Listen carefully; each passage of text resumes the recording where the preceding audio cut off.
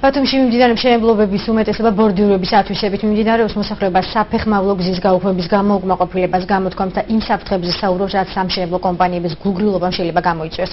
ადგილობრივების განცხადებით, მათ შუა ქუჩაში უწევთ მოძრაობა და უსაფრთხო გადაადგილებას შეუძლებელს ხდის და ხშირ შემთხვევაში ავტოსაგზაო შემთხვევების მიზეზი ხდება. ბორდიურების არ ქონის გამო უკმაყოფილებას გამოთქვამენ მძღოლებიც.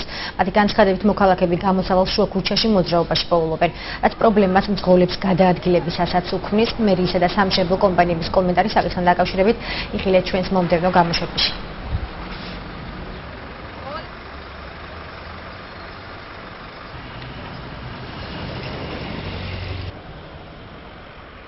ველიკები ან სამშენებლო კომპანიებს ათვისებული მაქვს ბავშვები ყველა სულ ფეხით მოსარული დადის ქუჩაში.